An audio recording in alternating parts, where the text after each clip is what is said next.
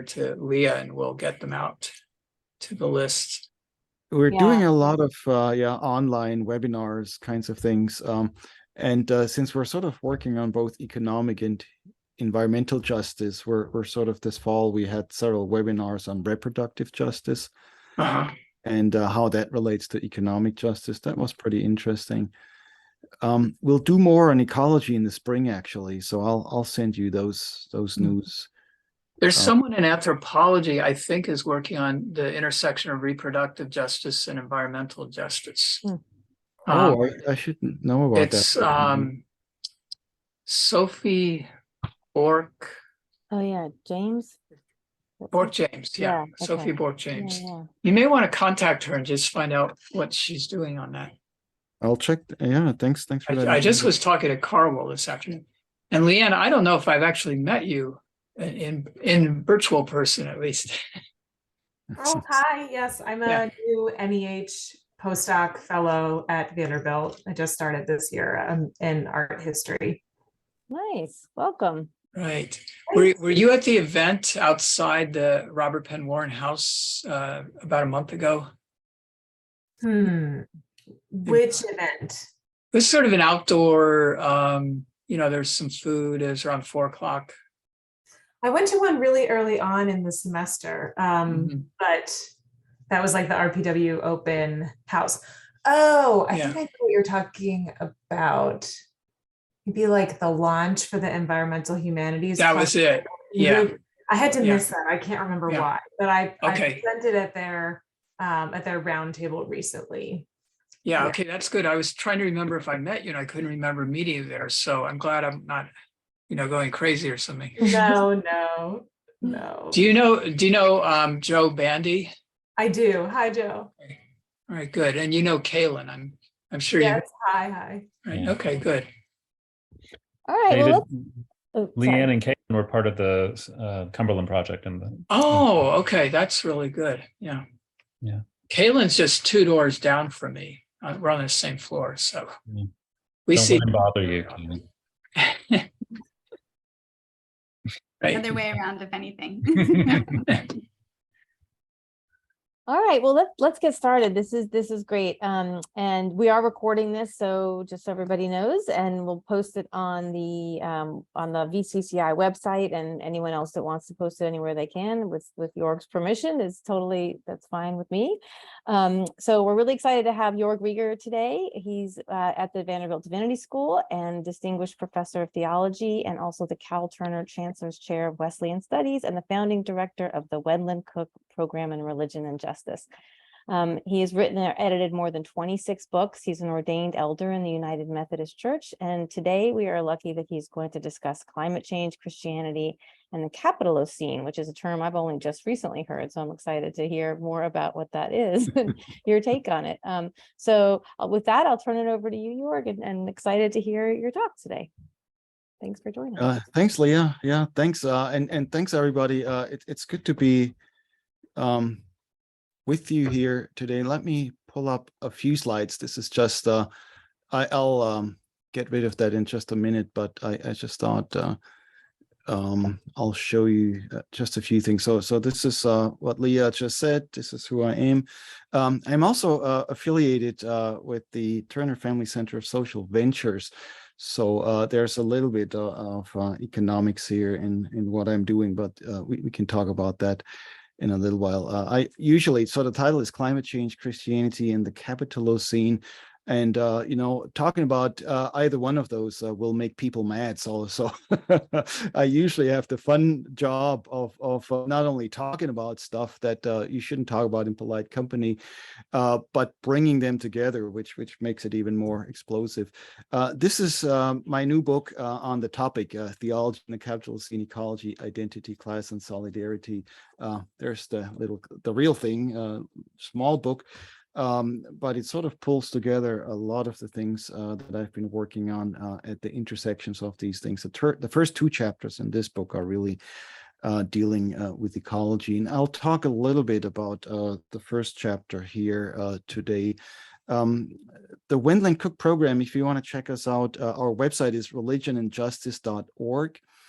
And we have these interventions forums. This is sort of our blog series. And one of the recent ones, actually from last fall, is climate change and capitalism. And you'll get some of what I'm talking about today there also, if you want to read up a very short version. This is an international group of colleagues, Simanga Kumalo from South Africa, Gabriella Lettini, originally from Italy, and then Miguel Latorre from Cuba. Both Miguel and Gabriella teach in the US now, Cynthia Molobida and myself. So that's it. I'll stop sharing so we can actually see each other maybe a little bit better. And this is a small enough group, so I want to make sure we have some time for conversation. Leah, we're closing at 4:50, right? Yeah, officially it's 4:50, but we can go a little Okay. bit over if people have So time. I'll see if I can sort of summarize what I want to say in about 20-25 minutes. And then I'd love to get some of your thoughts and some of your feedback. Okay, so let me start by talking a little bit about Christianity, then we'll get to Capitalocene and so on. Well, I'm not telling you anything new. You probably read it all. There are typical critiques of Christianity as damaging to the ecology. The classical piece that everybody still talks about is 1967 Lynn White article in Science titled "The Historical Roots of Our Ecological Crises." And White basically says, it's this anthropocentrism that's doing all the damage to the environment. And of course, at the heart of that is Christianity. White says Christianity is the most anthropocentric religion the world has ever seen. And that, of course, by focusing so much on humanity, inevitably damages the environment. But White actually extends that critique to modernity. So he basically talks about modern science and modern culture as well, saying this is all anthropocentric, and therefore we're seeing all this damage. Well, that's well known. The other critique, of course, that goes back to a famous passage in the book of Genesis, chapter 1, verse 26, where God gives humanity this dominion of the earth. And that's another way of thinking about Christianity dominating, of course, non-human nature, other than human nature. And, that then leads, of course, to other issues, this whole idea of dominionist theology that we see so much, that's part of Christian nationalism and so on, that has political consequences, but it certainly also has ecological consequences. I think that's pretty clear. And then the third one is Christianity as focusing mostly on the other world, being otherworldly as part of the problem of Christianity, as it damages the ecology. So that's sort of the place to start the conversation, and to keep in mind, of course, this is also what we're having to test, what might be the alternatives. The other term, of course, that's the unusual one, is Capitalocene. And so here, the question is, what is it and why does it matter? Well, in a nutshell, this is sort of almost a wordplay here, but it goes back to this idea of geological epochs. The most recent one being the Holocene, the last 11,000 years since the period that's sometimes called the Ice Age, which is the Pleistocene, that goes back 2.5 million years. And in the Holocene, of course, we see warmer climates, and we really see the proliferation of the human species, which is why some people are now talking about the Anthropocene. That is not officially an accepted term yet, but it's considered, and there's some serious consideration to talk about the current geological epoch as Anthropocene, basically meaning there are now so many human beings, and human activity is transforming the planet. I think that's also a pretty obvious argument, and you can really see why that could be a valuable term. The next one, and this is a term that was originally coined by Jason Moore, who's a sociologist, is this idea of the Capitalocene. What Moore and some others, and I agree with him on this one, are saying is that if we think about, the human species now dominating ecological developments and the planet, it's of course not all human beings equally doing this kind of damage that we're worried about. I mean, let's talk about climate change specifically. It's not all human beings contributing equally to climate change, but it is really capital and capitalism. So Capitalocene here is talking about the time in which capitalism shapes not only the sort of things that we usually talk about, but really ecology and the planet as a whole. Now, I'm picking up this term obviously in the new book and in this talk, but not as a moral critique. This is what people usually expect from theology professors. We have this severe moral critique of, greed and consumerism and all these horrible things that supposedly do damage to the world. Capitalism, and this is of course the difficulty of talking about it, is now almost an insult. You can't even say it with a straight face anymore, because people now think we're sort of hurling insults at people. What I want to talk about here is an economic system. And so when you talk about capitalism as an economic system, I think one has to talk about the kinds of economic relationships in which we find ourselves. And obviously, these are relationships of power. So this is not just any old relationship. Relationships of power that include very specific concentrations of power. It's not hard to see how these concentrations of power shape the bigger picture. They shape, of course, what's happening in the economy itself.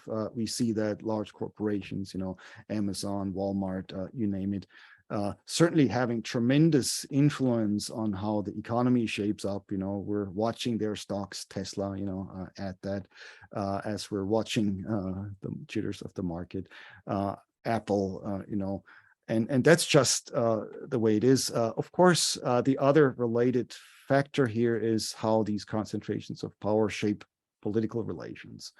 And that's a little bit more touchy to talk about, but I think it's also clear that big money has big power in politics. That's sort of something I don't want to argue specifically here, but I'm just presupposing it.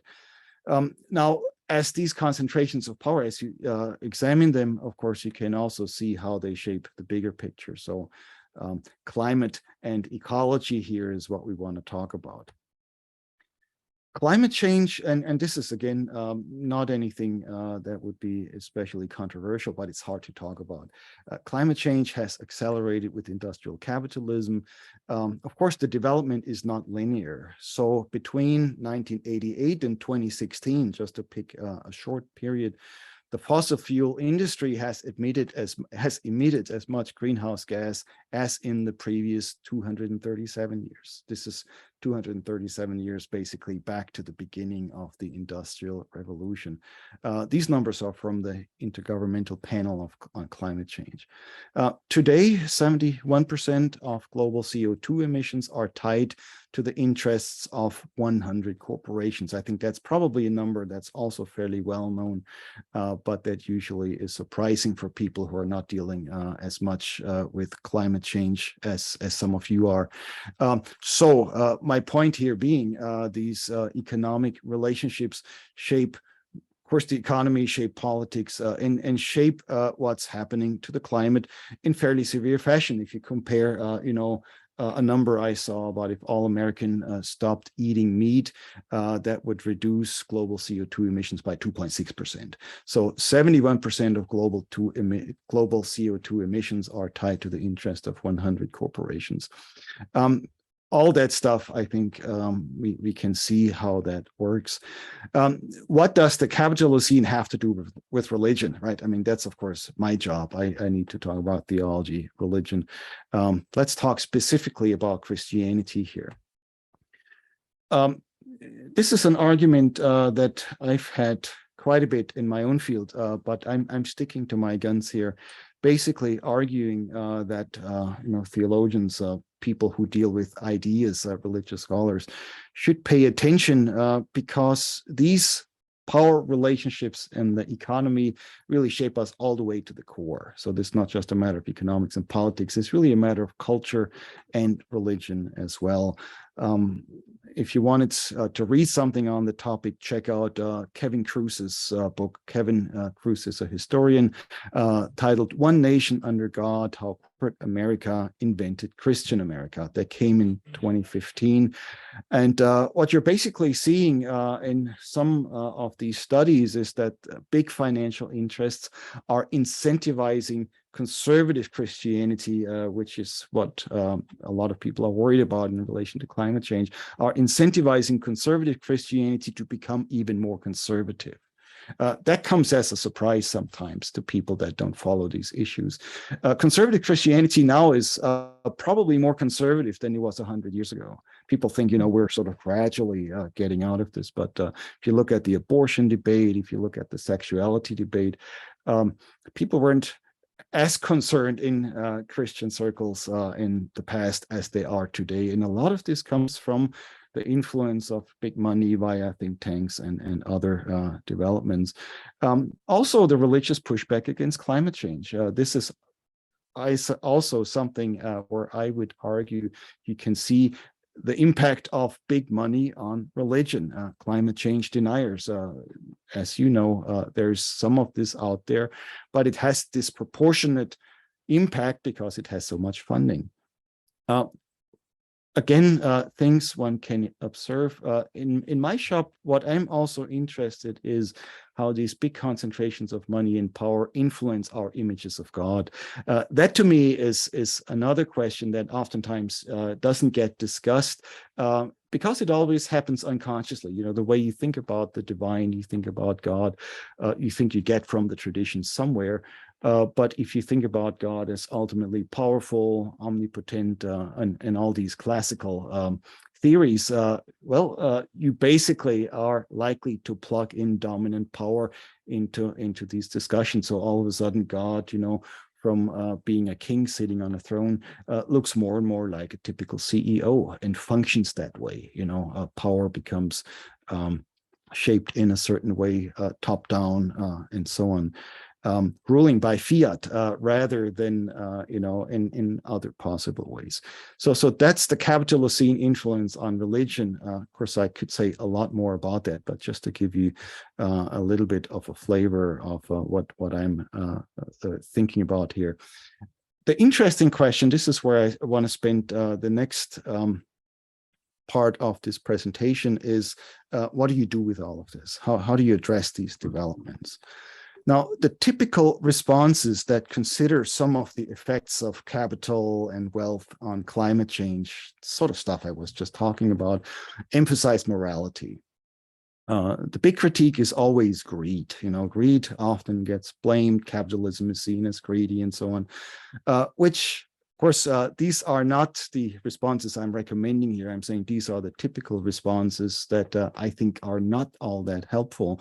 Because once you talk about greed, you're usually focusing then on individual businesses, bad business practices, perhaps pointing fingers at business people, CEOs, and so on. I mean, we talked about the 100 companies.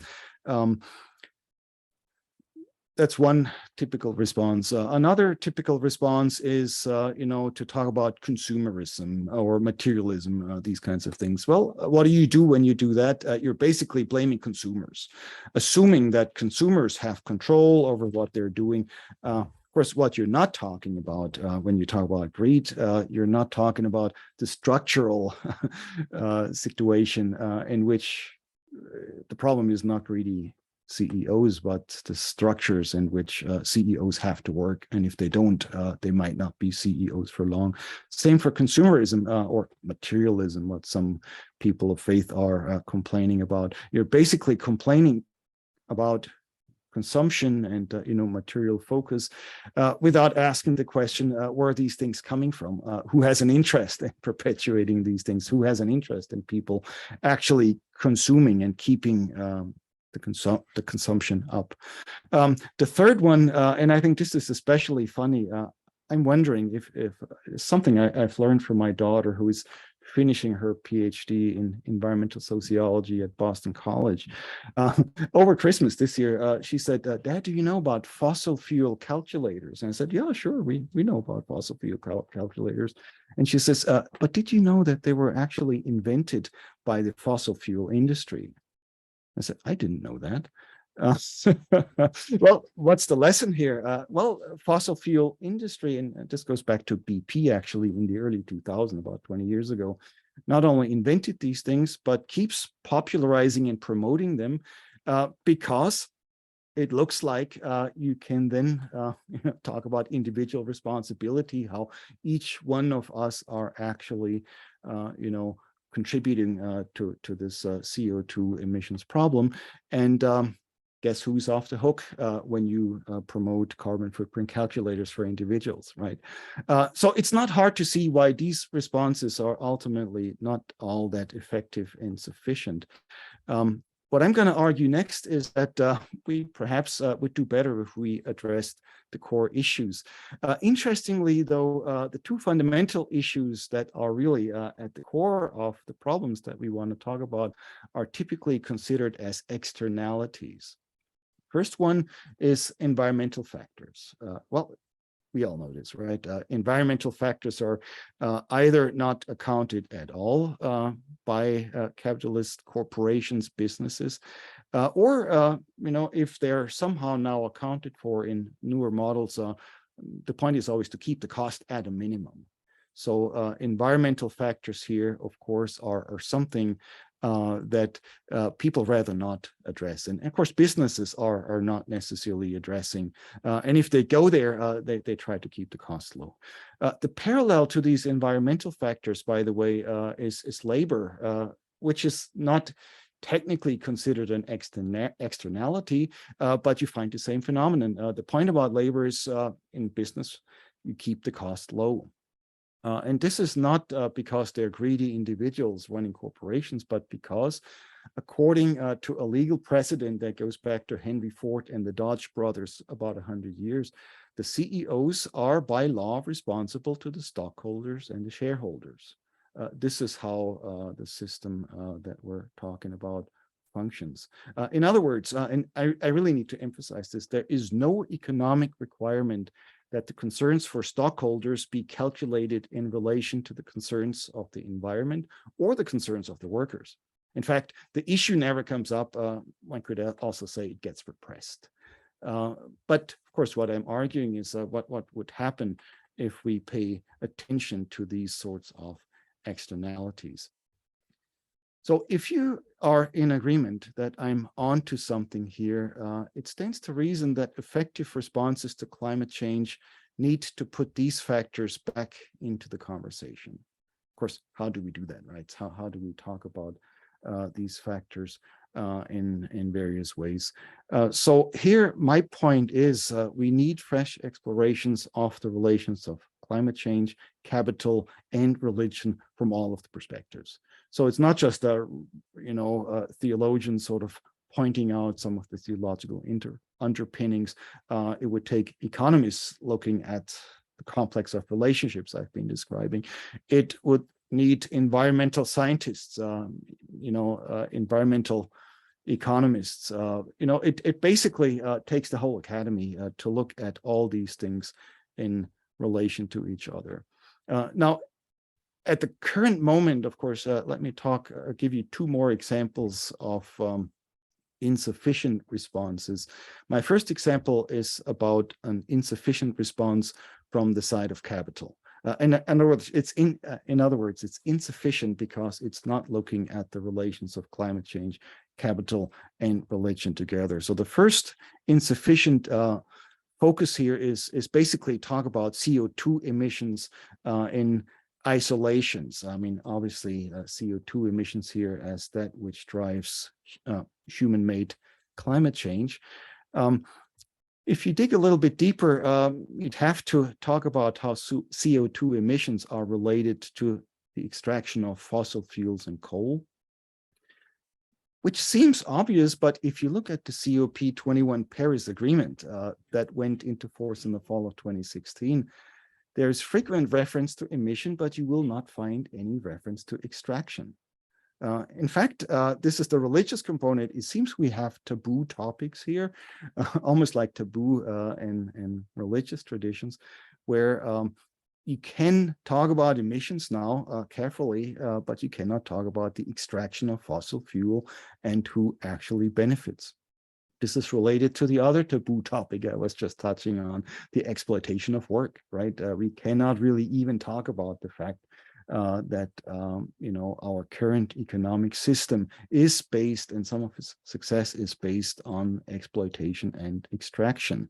So that's my first point. Talking about emissions without talking about exploitation and extraction might not get us as far as we need to go. The second example is taken from religious responses to climate change. In my own world, as happen to be a Methodist here, there's a lot of talk about creation care, environmental stewardship, these kinds of things. But these critiques typically are moral critiques of either individual actors or perhaps individual corporations, individual entities, bad apples, that sort of stuff. So we have to care more, we have to be better stewards, that sort of thing. What's taboo here is that the economic system is what underlies the lack of creation care and the lack of environmental stewardship. There's an interesting case. There's sort of missing links here. One of them being Sally McFaig. You may not remember her. Sally was a former dean of Vanderbilt Divinity School and one of the really prominent theologians dealing with climate change in the United States, passed away a few years ago. And Sally realized around the year 2000, as she said in a book at the time, that the problem was not lack of love of nature. That's what she had assumed up to 2000, that people just don't love nature enough and they have to love it more. And so she wrote books basically helping Christians love nature more. She realized that wasn't the problem, but the problem, as Sally figured out in 2000, and she said, was the economy. But then Sally McFaig in the 2000 book, and then some of the subsequent books, basically get stuck with consumerism. She says, well, there's an economic beholdenness to consumption and materialism, and we have to get over that. The overall economic system that drives consumption and inspires consumerism doesn't get addressed. So that's another example for insufficient responses. Let me, at this last part of my presentation, talk a little bit about where I think we might find some more helpful ways of approaching this. This is part of the work I've been trying to do in the new book. This is also what the Wendling Cook program in Religion and Justice at Vanderbilt Divinity is sort of trying to engage in, and hopefully we can present some of that, in upcoming years. I committing myself to become more active in the Vanderbilt efforts again. I sort of dropped out, I guess, with the pandemic, and so glad to be back. And thanks for having me back here. So let me make a few suggestions here that we can then discuss. And I'd be really curious about your take on all of what I've been saying here. So the first thing here is I'm suggesting that we need to explore alternative religious and economic models together. We do that by starting with what has so far been considered externalities, and to look at this at every level. Externalities, of course, in terms of the economic system, the accounting, business accounting, but really also at cultural and religious levels, because it seems to me that even in cultural and religious dialogues, discourses, there are de facto externalities that we're not addressing. The two main ones here are, of course, natural resources and human labor, where, of course, we now have to talk about reproductive and productive labor together. So it's not just about the typical idea of productive labor that's also at the core of the green economy, but it includes reproductive labor, which is the labor, of course, typically relegated to women and to minorities. But of course, that's also the labor that comes to us from non-human nature, reproductive labor is basically, what these trees in my background are doing, the bacteria in the air and basically everything, flora and fauna combined. So that's the first thing. How do we talk about these externalities? Of course, one way we do that now in the aftermath of the pandemic is we talk about essential labor all of a sudden, right? We realize there are some things that are more essential than others. The other part I want to suggest here is we also need to account for alternative religious images. This is where especially people in my field, I think, could make a contribution, not only in theology, but also in religious studies.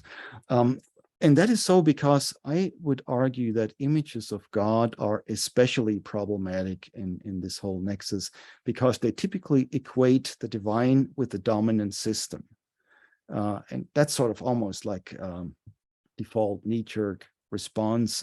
But think about it, the divine is usually seen in terms of the dominant system, and that is economic, political, and cultural.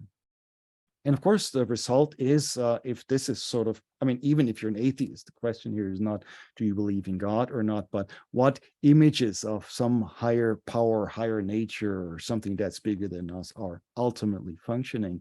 And I think that's where the problem lies.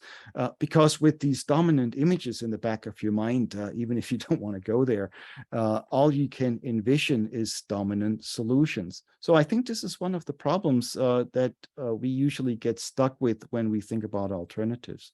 So if you think about the green economy or the Green New Deal, which might be pushing us into the right direction to some degree, but oftentimes that gets stuck with some of these dominant ideas, either of what is, divine, or maybe just what's natural, the way the world goes. At the end here, I want to suggest that some of these alternatives already exist. So what I'm talking about is not utopian dreams or new work that we have to do that the world has never heard of. And I could give you all kinds of images. Since we're talking about Christianity specifically, let me give you some examples from the Abrahamic tradition. This is now broader than Christianity. This includes Judaism and Islam as well.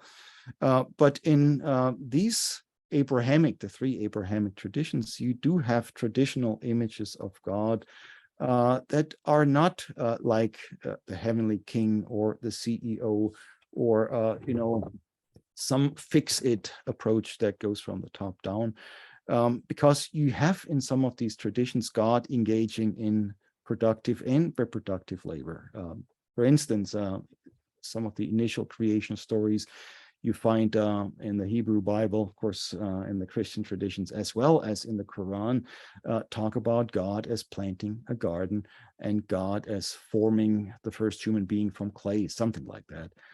What's interesting, of course, those are simple, perhaps primitive images, but what's interesting is that God gets envisioned not as the CEO who puts others to work, but God sort of gets the divine hands dirty, as it were, if God has hands, So there are images that think about the divine in a different process, in a different way of actually engaging the world and engaging the sort of things that are taboo, whether that's extractive or exploitative relationships. We can talk about this. Of course, you could go on, you could talk about the Exodus traditions.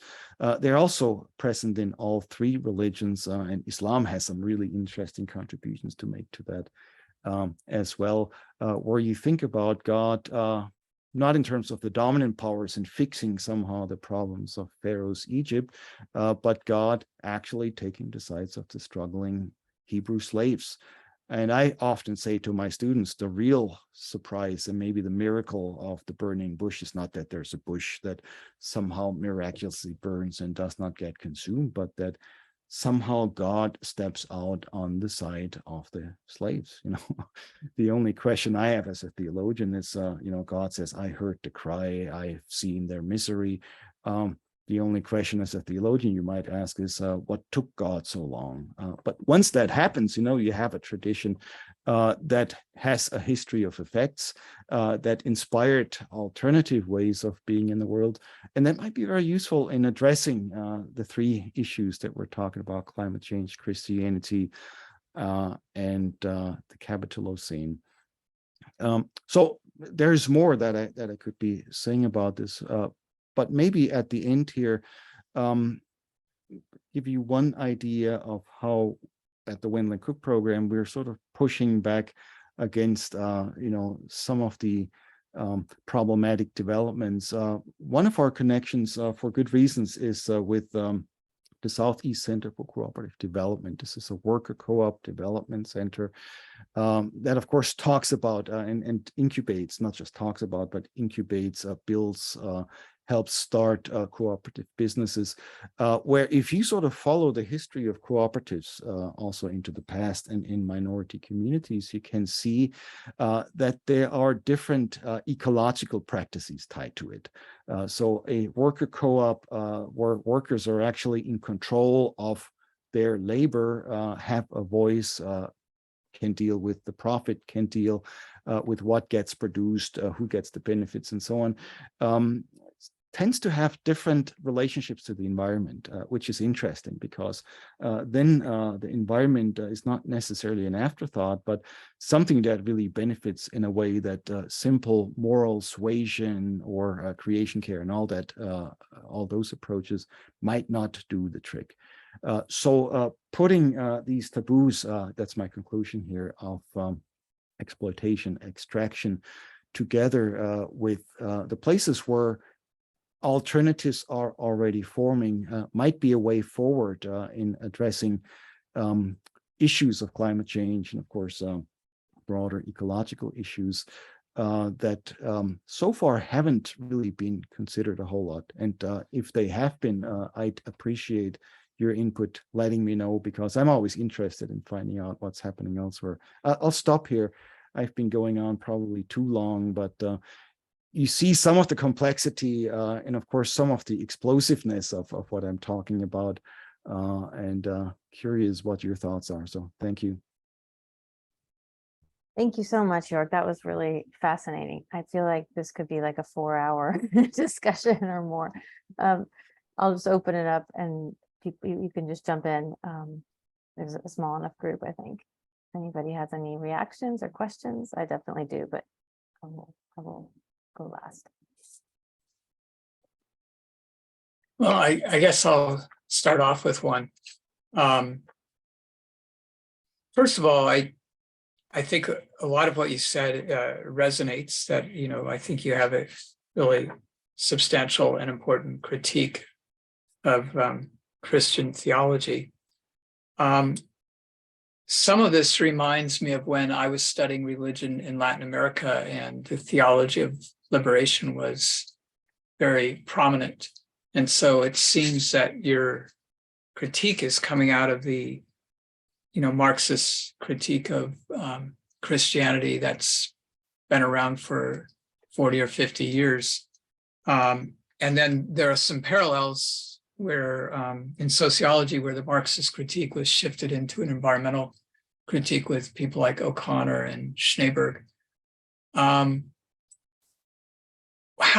do you position yourself with respect to this radical tradition in theology? Because, as you presented it, I didn't hear the conversation with the radical tradition that's gone before you and what you think is new with respect to that tradition. And then maybe also to this, the second question is more sociological, is that tradition to some degree has failed. It did not achieve the institutionalization that was desired. And why would a new ecological Marxist critique also, be any more successful than the previous one? So there are two questions there. First is how you're connected or how you think about that tradition. And then second is, is this going to be a failure like the first one, if you think it was a failure? Yeah, no, those are great questions, David. And again, I wish we had a lot more time because there's really a lot I would like to say about this. But let me start there. I mean, obviously, I didn't mention Marx here, but he's discussed in the book, and I mean, there's some fundamental insights. You know, I was talking about productive and reproductive labor. Marx at one point in Capital basically says, labor is the father and nature is the mother of wealth. Well, that's sort of not even something that he invented. He takes that from previous economists. But these are really important insights, you know, and once you sort of understand who is really contributing to what, the surprising question is, if that's the case, why is this not recognized and valued? I mean, whatever you recognize, I don't care. What you value, I want to know, right? Because reproductive labor is the most exploited labor of all. And then most of productive labor is really kept low, and especially in the United States, where we also have these tremendous problems addressing climate change. So there's some connections that Marx saw. And I think you don't have to be a Marxist to see it. I mean, the fact that there is class struggle, you do not have to be a Marxist to say that there's class struggle. Just talk next time, you know, in the grocery store to the person at the checkout, at the register.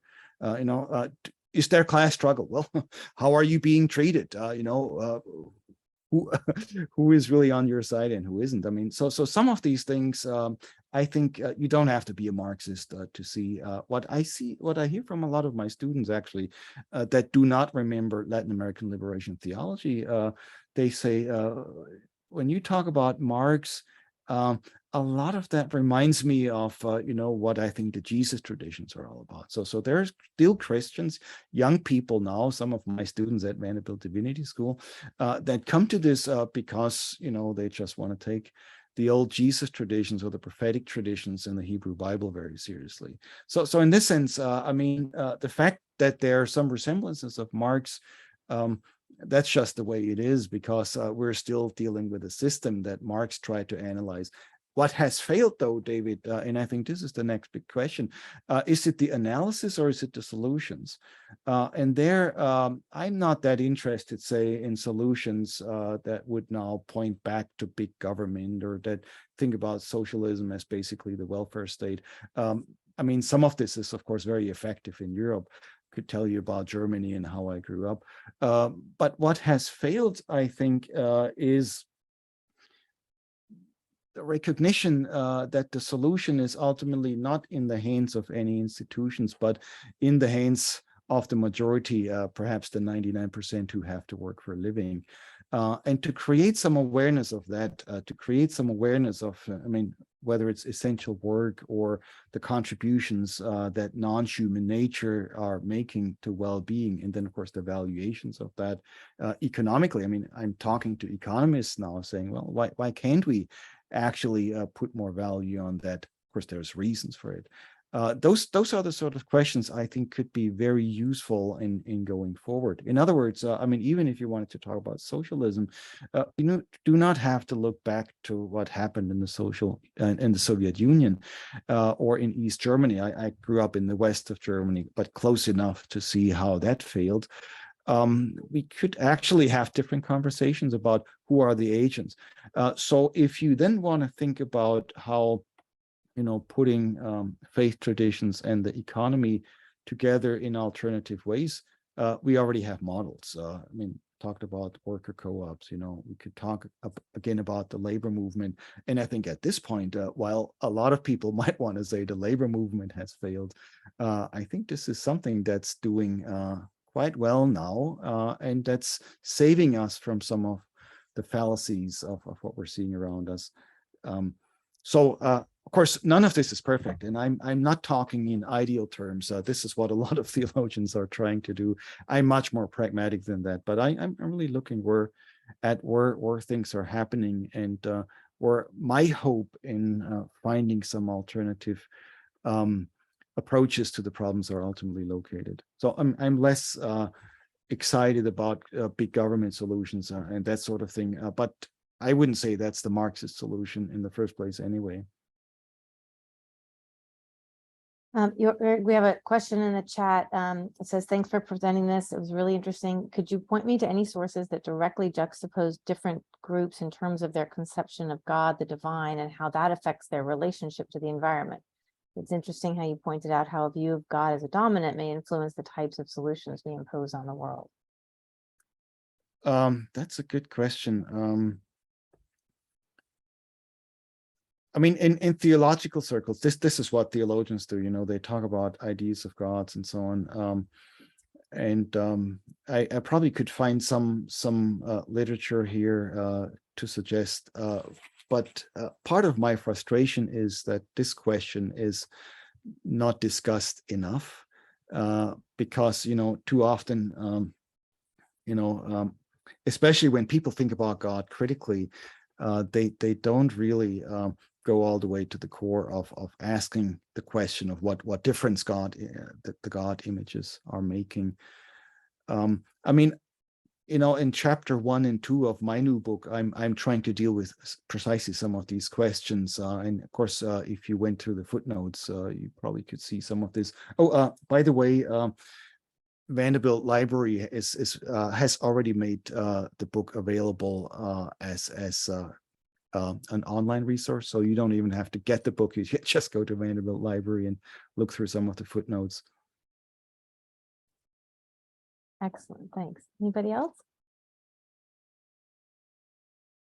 I was just struck by your invocation of images. So this is super interesting. I'm an art historian, and I was just curious, like, what do you mean when you say images? Like, I mean, I'm imagining like a mental image. I'm imagining traditions that are fortified by art, like physical art works in churches. I'm curious, kind of like where you're coming from when you say images, and then how you think like there could be new ones generated.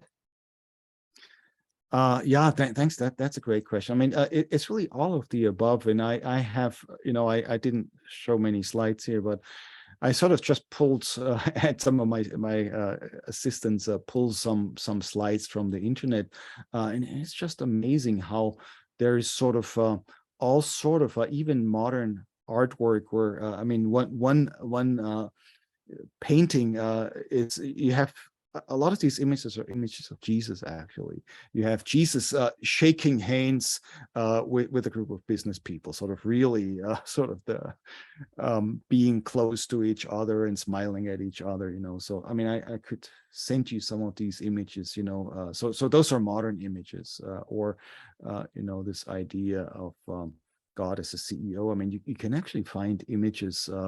Sometimes it's cartoons, you know, sometimes it's just memes or something like that. But if you go back in art history, and I've done this work myself more for images of Christ really than images of God. If you look at imperial images of Christ, you really don't find much in the early centuries. I mean, obviously, you would find some after Constantine sort of becomes the Roman emperor and declares Christianity to be official religion of the Roman Empire.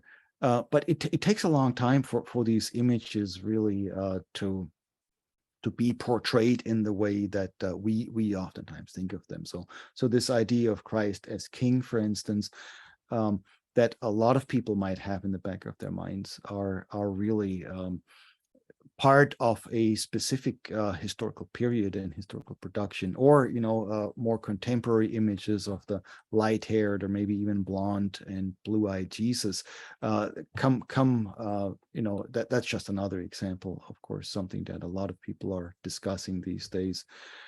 And then if you look at alternative images, I mean, we're talking about specific images in art production now. You know, if you go to a lot of African-American churches these days, they all have images of the Black Christ.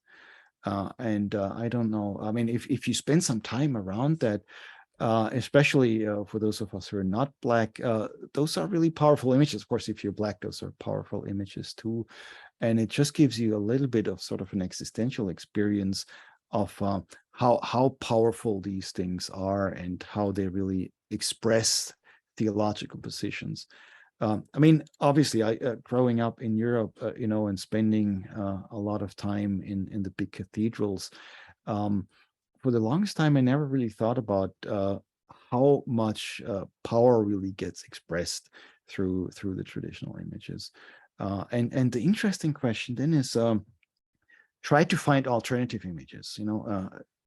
The cool thing is they exist, but they're not that easy to come by. So the dominant images, of course, are a lot more widespread. I'll give you just one more idea of an image that is in people's heads. So my daughters are actually twins, and so I remember raising them. So I'm a theologian. I'm also, in those days we were going to church a lot.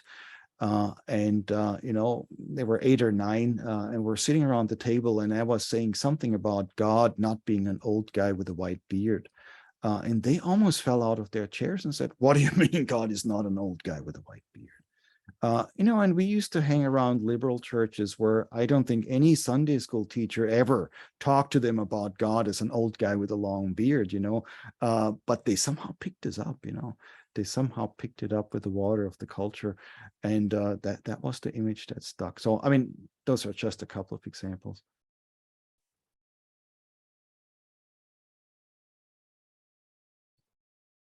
I know we're just about out of time, but can I ask one final question, maybe?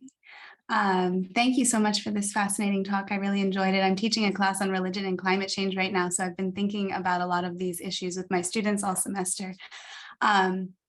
And I'm especially captivated by this discussion of non-Christian maybe images of the divine. I work in West Bengal in India, which has one of the most vibrant goddess traditions in the world, and it's also the longest democratically elected communist government as well. And so I think that and yet there are still a range of environmental crises and issues. So I have been thinking a lot about these specific topics and the kind of resources and repertoires that people have as they confront ecological crisis and climate change. And I was just wondering, I guess, about the question of divine immanence in your work, so at least within scholarship on Hinduism, there has been some distinction made between those who might very much understand the goddess as embodied in the world and perform devotional acts in this way versus a more abstracted conception of the divine, and how that, if that features in Christianity, and if it's difficult to create, or not create, but to formulate Christian theologies of divine immanence, maybe more so than in Hindu traditions that I'm more familiar with. That is a great question. I'm glad, by the way, to be meeting you, Kaylin, right? Is that right? Yeah. You just joined the religion department, right? I did, yeah. So I know I know about you. you, but we will have to meet up at some point and talk more. This is a really good question, and I'd like to know more about the work that you're doing. Spend a little time actually in India myself, so it would be good to compare some notes. But just briefly, if I can have Leah, can I have 2 or 3 more minutes? This is a really important question. Yeah, absolutely. And if anyone needs to jump off, please do. It's not rude. We're over time. So yeah, no offense if you have to leave. If you don't. Yeah, go ahead. Yeah, thanks. So that's actually chapter 2 of the book about transcendence and immanence. So I was part of there was a recent AAR working group that was sort of a small seminar that went on for 4 years that talked about basically religion and ecology, not just Christianity. And what I found was there seemed to be some sense from especially non-Christian traditions that as soon as you get rid of some of this pernicious transcendence stuff that you find in Christianity, you're basically okay. You have an ecological position. And first of all, I'm not so sure about that. Especially once you look at sort of India and Hindutva and all of that. That's all very immanent too, but it's not maybe the immanence that we want to talk about, first of all. Secondly, I'll give you the example from Christianity.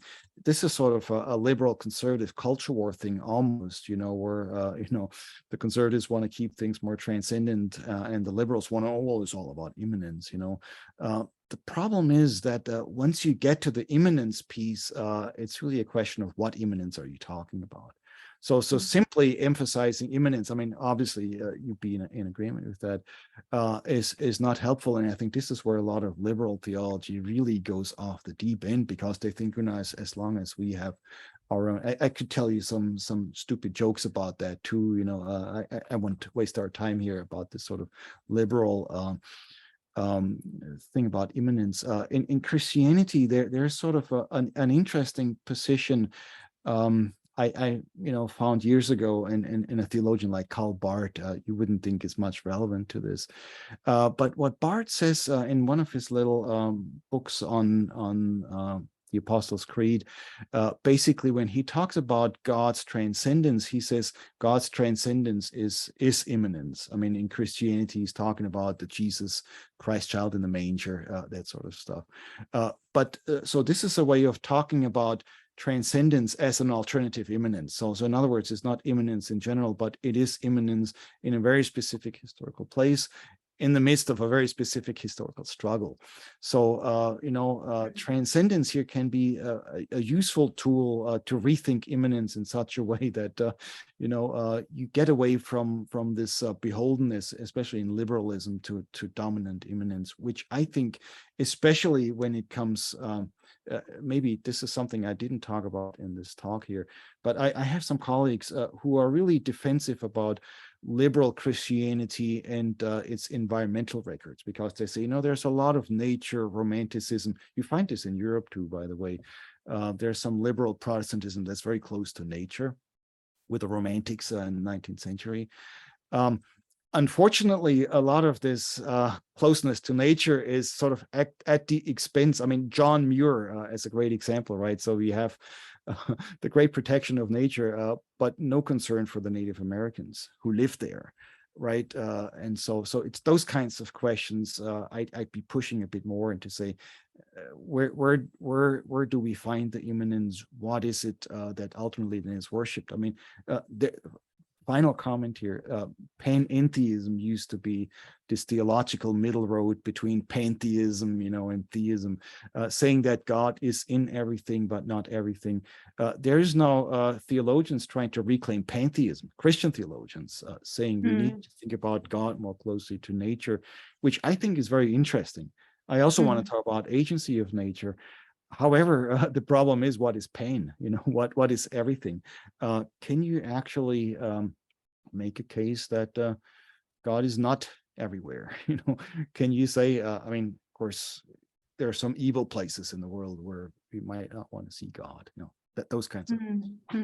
So, Thank you. But that's a longer conversation, but it's a really interesting question. I'd love to know more about where you see some useful embodiments of that immanence, but we'll have to get lunch sometime. Yeah, definitely. Thank you so much. This is fascinating. Yeah, this was really wonderful, and I'm glad that we even just connected with each other. So I'm sure you'll get some follow-up emails and questions definitely in your inbox. So thank you so much. I'm gonna stop the recording, but thanks everybody.